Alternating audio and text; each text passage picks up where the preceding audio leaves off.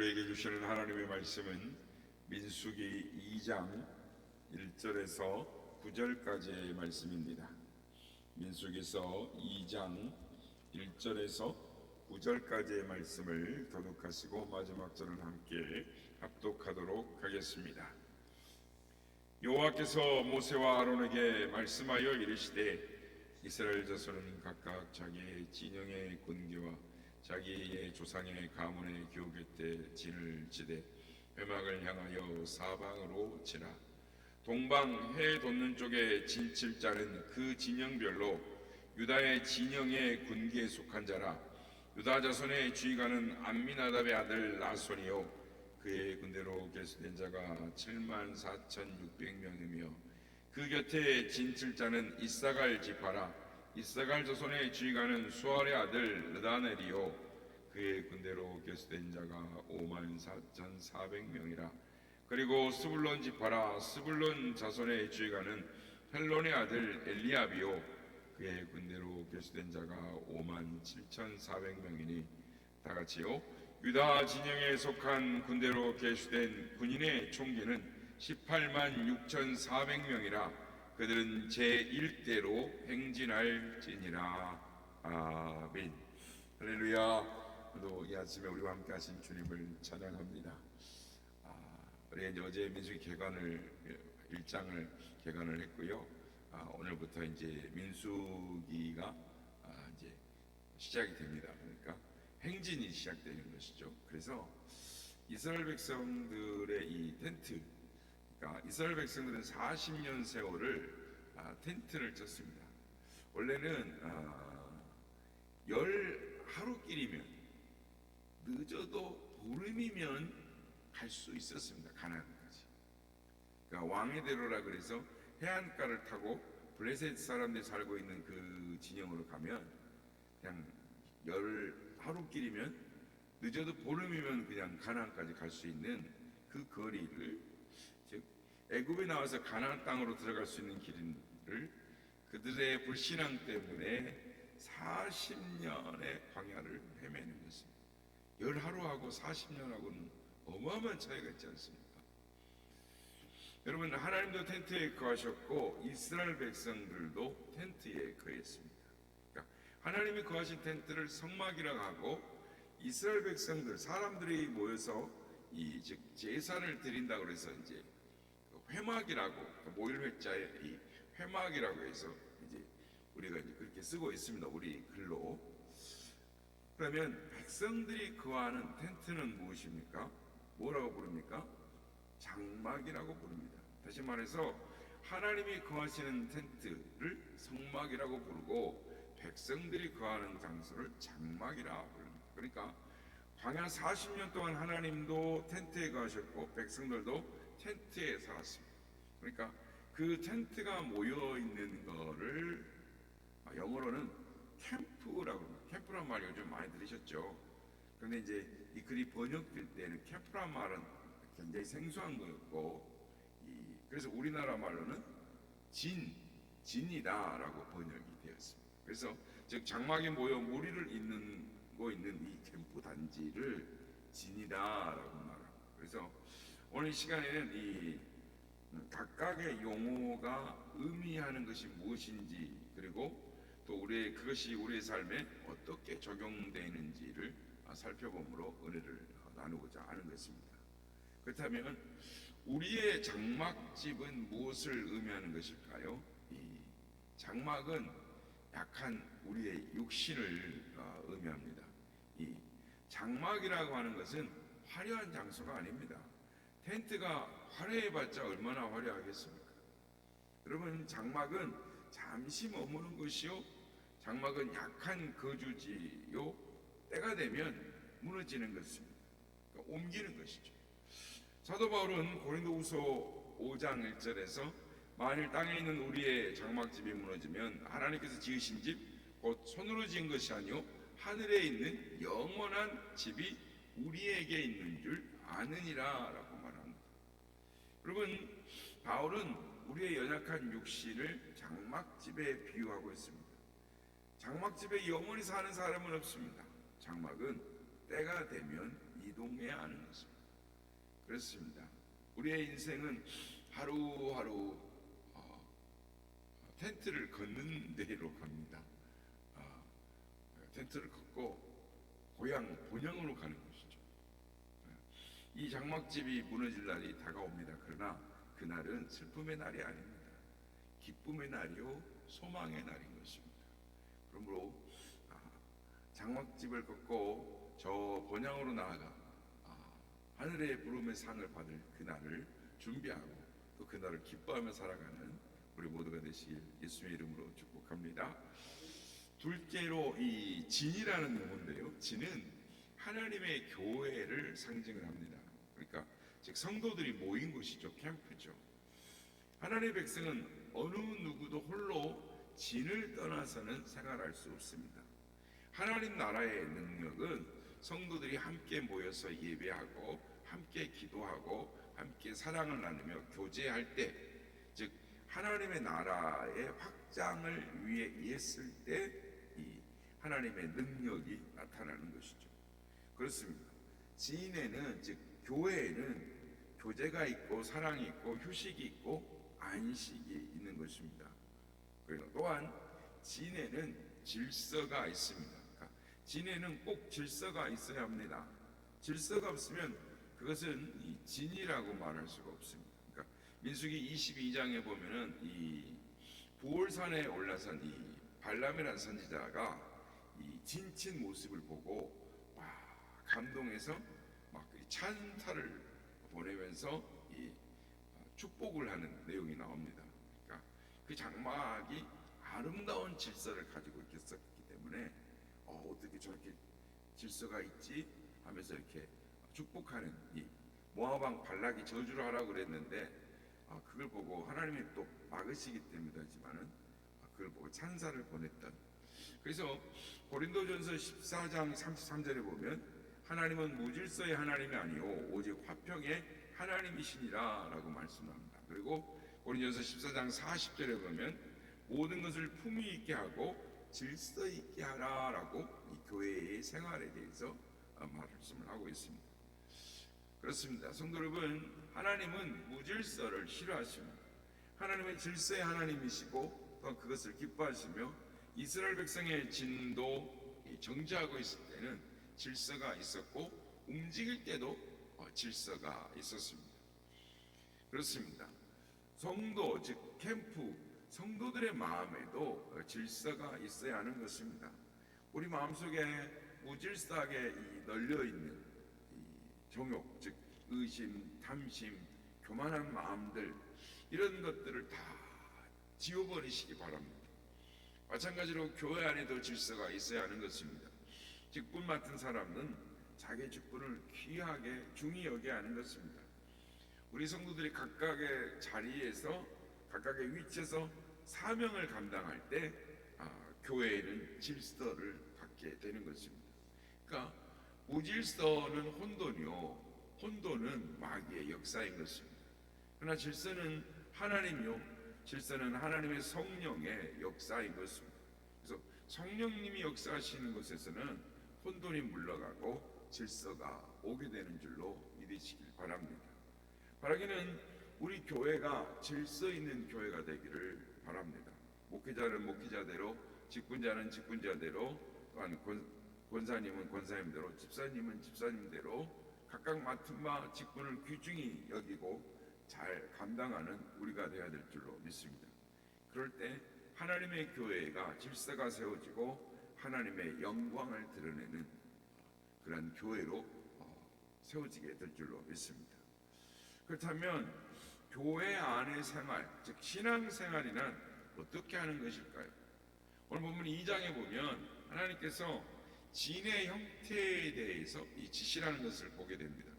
하나님의 지시대로 각 지파가 이 진을 치게 되는데 성막을 중심으로 동쪽에는 유다와 이스라엘과 스불론 지파가 진을 치고 또한 이 남쪽에는 루벤과 시몬과 갓 지파가 진을 치고 그리고 서쪽에는 에브라임과 므낫세와 베냐민이 치고 북쪽에는 단 지파와 아셀 지파와 이 납달리 지파가 이렇게 진을 동서남북으로 해서 세 지파씩 진을 쳤습니다. 그래서 성막이 항상 중앙에 있고 이 중앙 사면에 이렇게 진이 쳐져 있었습니다. 그러니까 여러분, 진을 편성하는 것, 즉 배치하는 것은 만약을 대비해서, 즉 전쟁을 대비해서 이 진을 치는 거거든요. 사실은 이렇게 어떤 민족이 이동을 하거나 어떤 이 군대가 이동할 때도 진을 치는 이유가 유비무환, 항상 전쟁을 대비하면서 이렇게 이동하게 되어 있는데, 그렇다면 이 진을 칠 때는 이런 일반적인 것으로 진을 치고 행진하도록 해야 하는 것이 인지상정인데, 하나님께서는 이를 허락하지 아니하시고 성막을 중심으로, 즉 예배당을 중심으로 동서남북에 누가 살아야 하는가, 누가 진을 쳐야 하는가를 구체적으로 하나님이 일일이 말씀하시면서 성막을 중심으로, 성막을 둘러싸서 이동하도록 말씀을 하셨다라는 것입니다. 여러분, 그렇다면 왜 하나님께서는 이스라엘 모든 지파가 성막을 중심으로 움직이도록 했을까요? 세상 사람들이란 이 행진하기 좋도록 일을 하겠지만, 편리성을 위해서 사람 중심으로 일을 하기를 원했지만, 교회란, 즉 성도란 하나님을 중심으로 진을 편성한다라는 것입니다.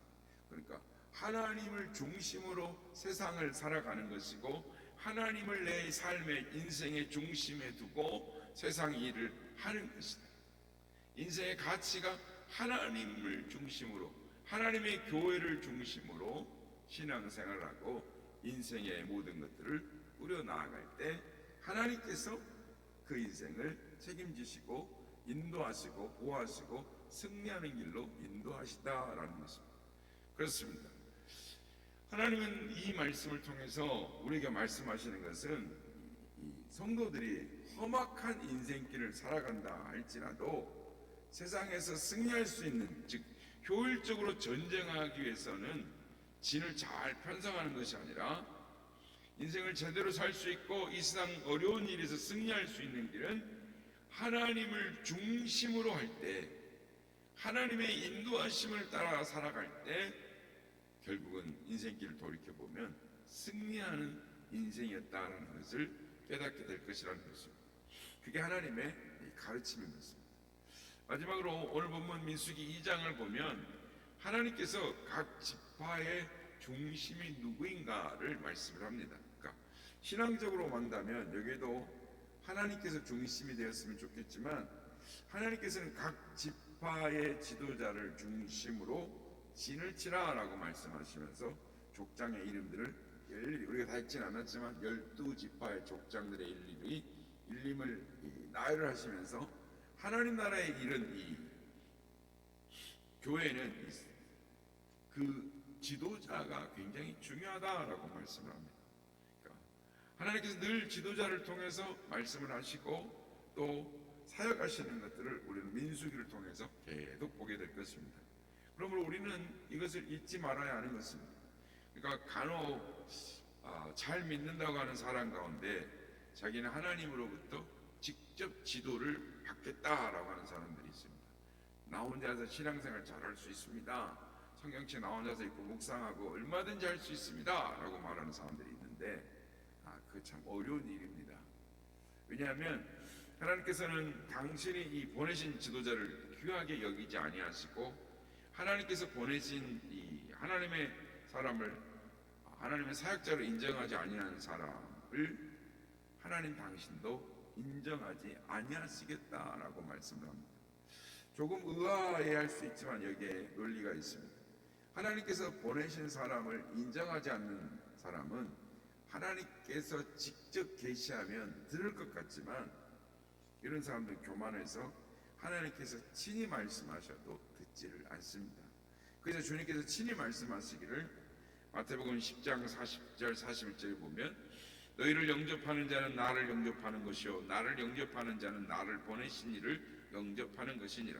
선지자의 이름으로 선지자를 영접하는 자는 선지자의 상을 받을 것이요 의인의 이름으로 의인을 영접하는 자는 의인의 상을 받을 것이다 라고 말씀을 하시는 것입니다.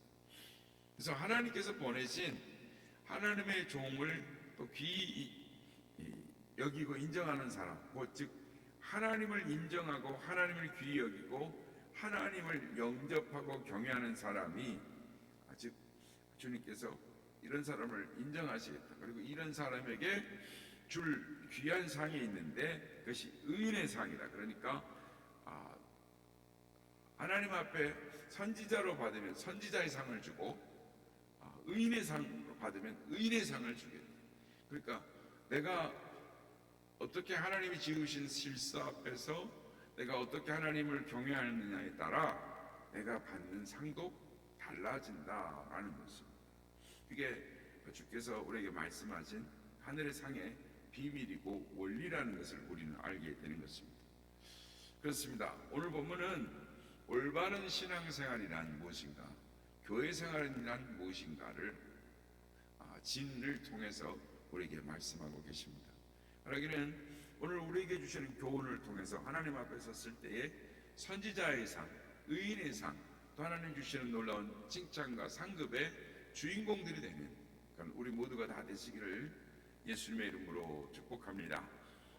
예수 따라가며 복음 선전하며 우리 행할 길 원하겠네. 주를 의지하며 순종하는 자를 주가 늘 함께 하시리라. 의지하고 순종하는 길은 예수 안에 즐겁고 이로다. 해를 당하거나 우리 고생할 때 주가 위로해 주시겠네. 주를 의지하며 순종하는 자를 주가 위해 주시리라. 의지하고 순종하는 자는 예수 안에 즐겁고 복된 길이로다. 나의 짐을 지고 슬픔 외로워하며 주가 상급을 주시겠네. 주를 의지하며 순종하는 자를 항상 복내어 주시리라. 의지하고 순종하는 길은 예수 안에 즐겁고 복된 길이로다. 받은 것을 주께 다 드리면 우리 기쁨이 넘치겠네. 주를 의지하며 순종하는 자를 그의 풍성케 하시리라. 의지하고 순종하는 길은 예수 안에 즐겁고 복된 길이로다. 주를 예배하소 말씀 잘 배우고 주를 모시고 살아가세. 주를 의지하며 항상 순종하며 주가 사랑해 주시리라. 의지하고 순종하는 길은 예수 안에 즐겁고 복된 길이로다. 아멘. 하나님은 인생의 진을 움직여 가실 때에 원리와 원칙을 가르쳐 주셨습니다. 오늘 하나님을 중심으로 하나님을 예배하며 하나님이 인도하시는 인생길을 가게 하여 주시옵소서. 하나님이 세우신 질서 가운데 순종함으로 말미암아 하나님 의인의 상, 선지자의 상, 하나님이 부르시는 축복의 주인공, 칭찬과 상급의 주인공이 되는 삶을 살아가는 우리가 될 수 있도록 믿음과 성령의 충만함을 주시옵소서. 이렇게 기도하기 원합니다.